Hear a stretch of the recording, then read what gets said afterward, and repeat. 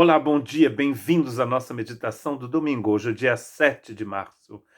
E eu gostaria então de ler com vocês de novo Primeiras Crônicas, capítulo 4, verso 10. Porque Jabés invocou o Deus de Israel, dizendo: Se me abençoares muitíssimo e meus termos amplificares, e a tua mão for comigo, e fizeres que do mal não seja aflito, e Deus lhe concedeu o que lhe tinha pedido.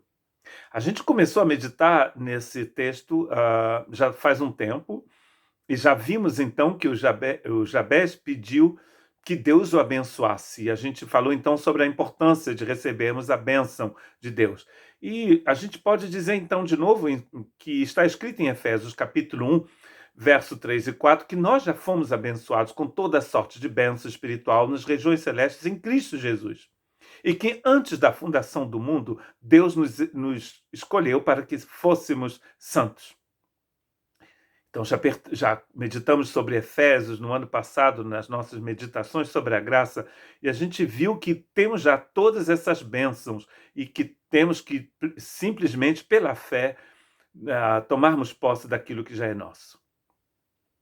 Ele pede então que Deus possa amplificar o seu território, os seus termos, e que a mão do Senhor seja com ele. Então a gente meditou sobre a importância de termos a presença de Deus na nossa vida. E se nós somos de Cristo, nós temos essa presença. A gente meditou então sobre a situação da igreja no livro de Atos dos Apóstolos. E como essa igreja era constantemente abençoada pelas mãos do Senhor. O texto diz várias vezes, o texto de Lucas, que escreveu Atos dos Apóstolos, que a mão do Senhor estava sobre aquela igreja, então o evangelho se expandiu de uma forma sobrenatural. Por quê? Porque a mão do Senhor estava sobre eles.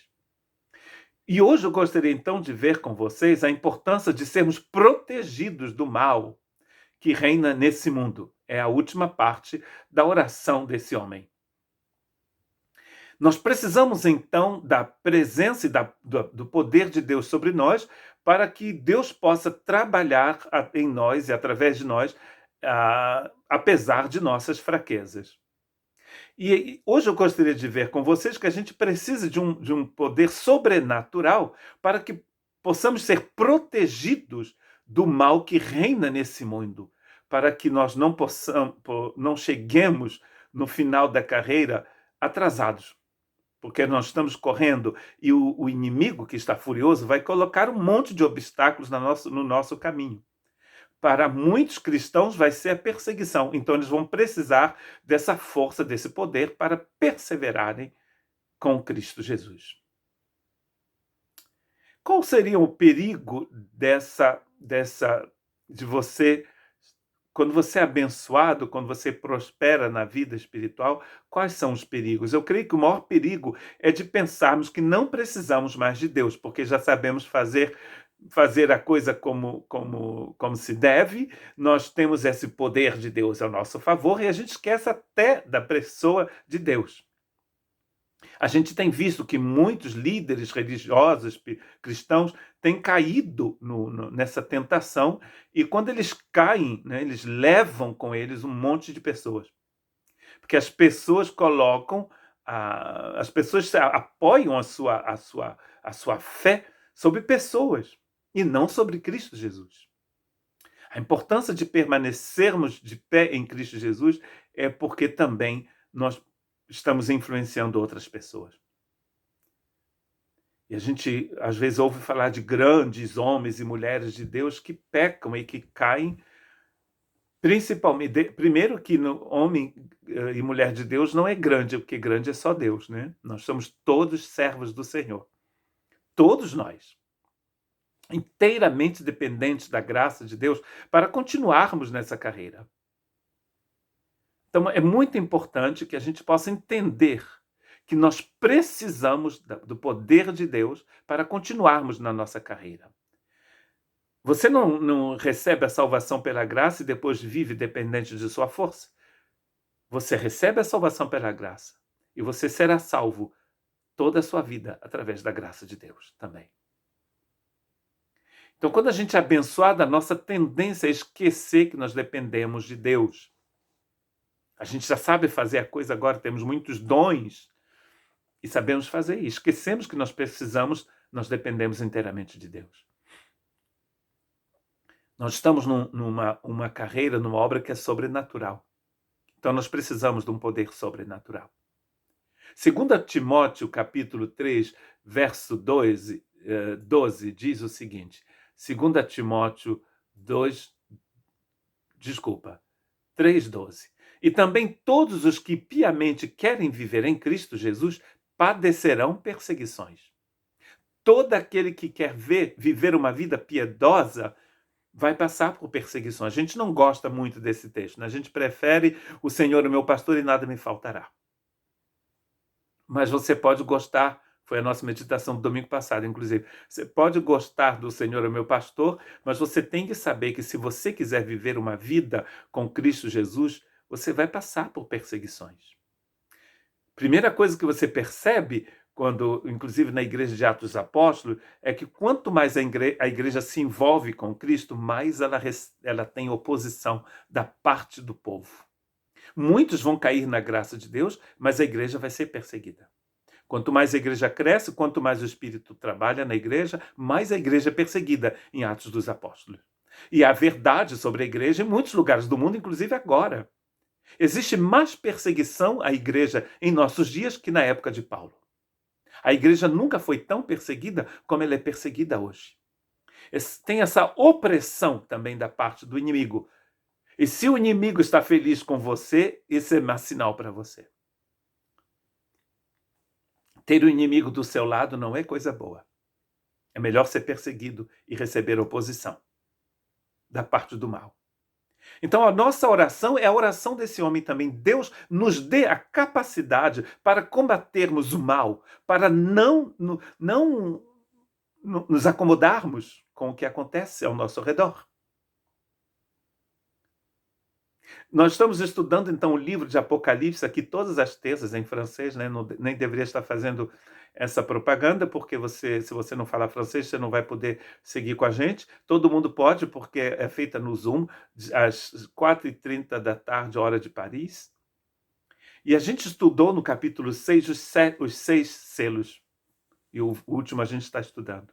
E é interessante quando você estuda os selos em Apocalipse, que a proclamação do evangelho é seguida de perseguição.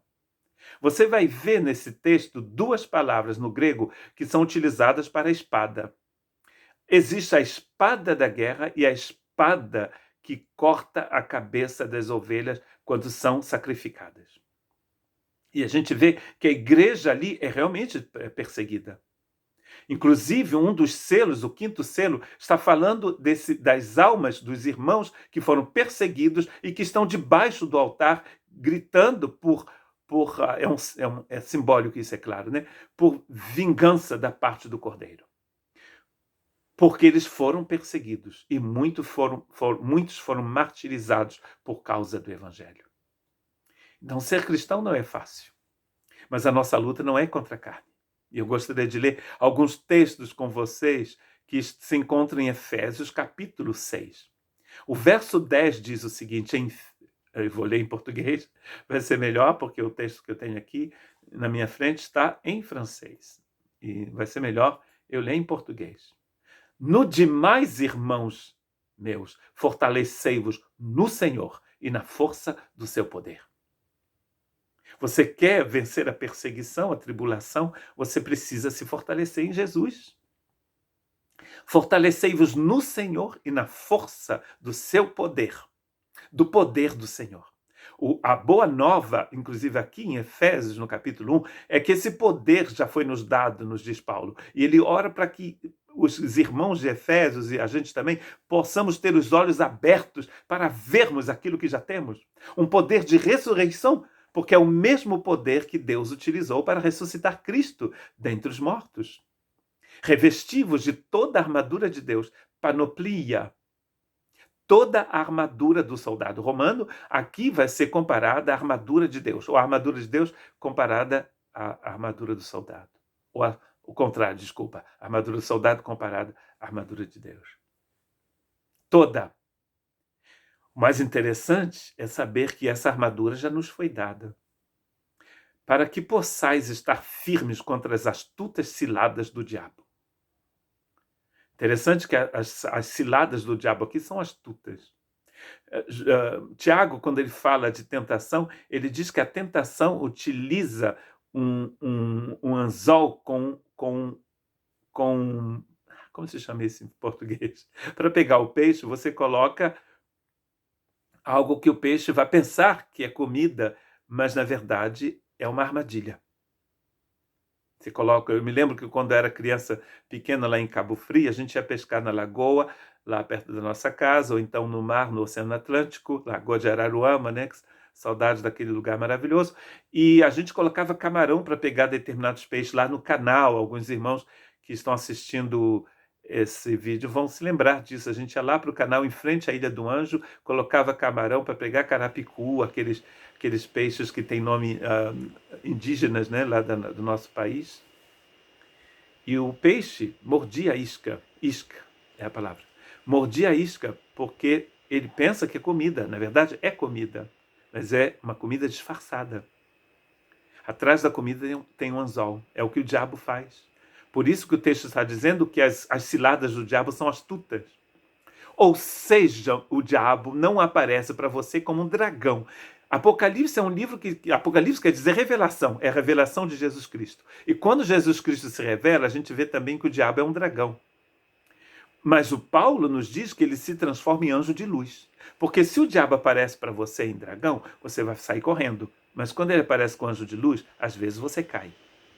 Porque não temos, verso 12, que lutar contra a carne e o sangue, mas sim contra os principados, contra as potestades, contra os príncipes das trevas deste século, contra as hostes espirituais da maldade nos lugares celestiais. 4 coisas.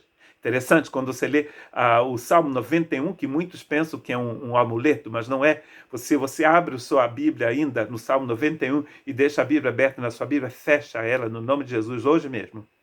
A Bíblia não é um amuleto. Essa palavra tem que estar no seu coração, senão não adianta para nada. A Bíblia não é um amuleto. Vou fazer como Paulo faz, que ele diz a mesma coisa várias vezes. Salmo 91, aquele que habita no esconderijo do Altíssimo, à sombra do Onipotente descansará. Como que você pode ser protegido por Deus? Você tem que habitar em Cristo. Lá você tem que habitar no Todo-Poderoso. O Todo-Poderoso em Apocalipse é Jesus de Nazaré. E lá no Salmo 91, existe uma lista com 4 seres. E aqui também são 4. Por quê? 4 estações, 4 ventos no Apocalipse. Há uma totalidade de forças do mal, e é contra essas forças do mal que estamos lutando nos lugares celestiais. Portanto, tomai toda a armadura de Deus, a panoplia de Deus. Ele já disse isso uma vez, está dizendo de novo. Tomai toda a armadura de Deus, para que possais resistir no dia mau e, havendo feito tudo, ficar firmes. Uma vez que você tem toda a armadura, você pode ficar firme, você pode ficar tranquilo.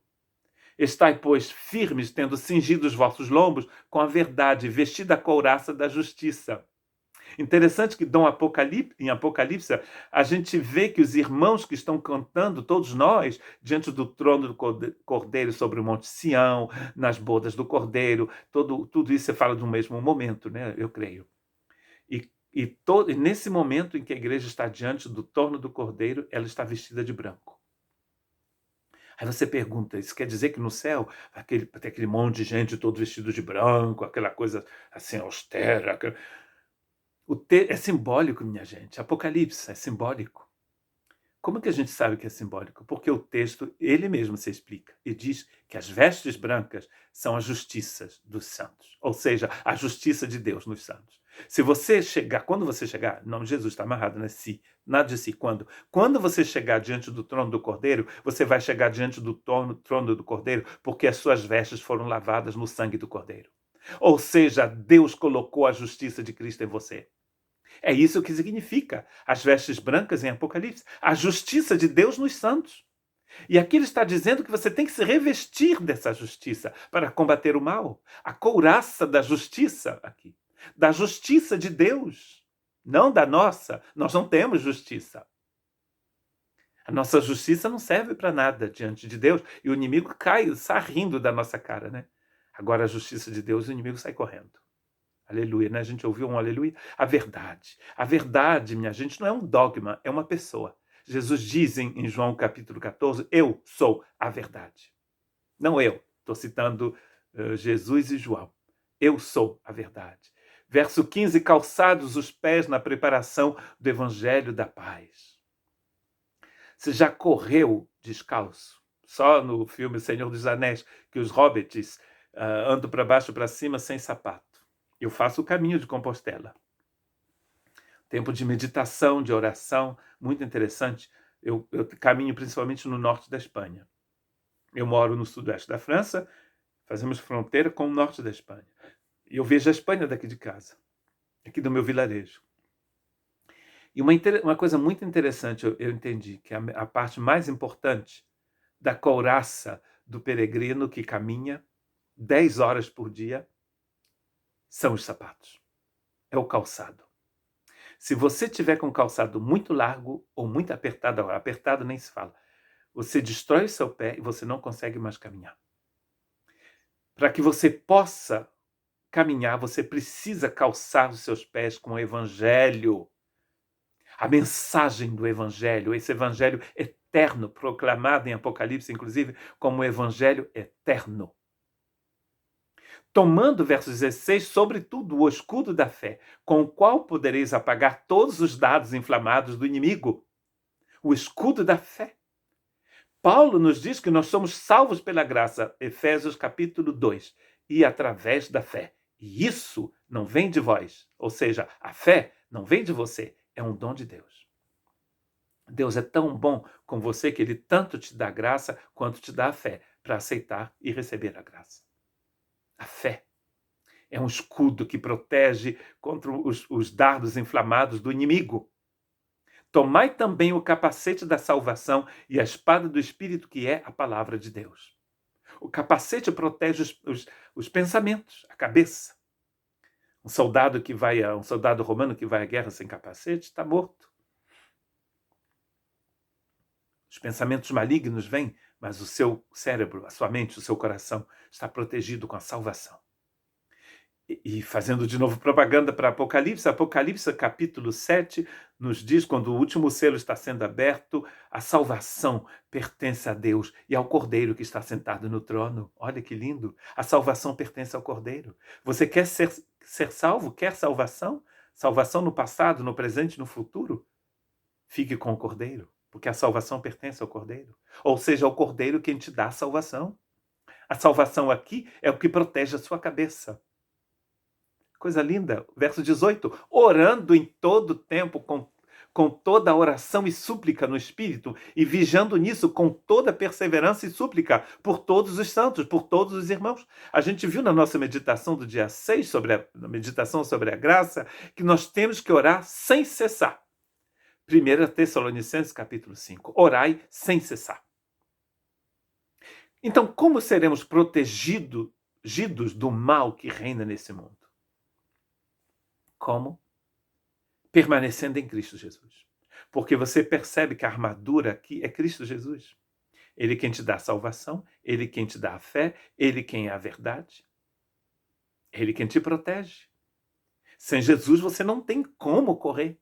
É como se você estivesse correndo sem sapato, sem perna. Você não tem como viver sem Jesus. Você tenta e não consegue. E se cansa e não consegue. Por quê? Porque você nunca vai conseguir. Venha para Cristo. Ou então permaneça em Cristo. Submetei-vos a Deus, diz Tiago. Resisti ao diabo e ele fugirá de vós. Que Deus te abençoe.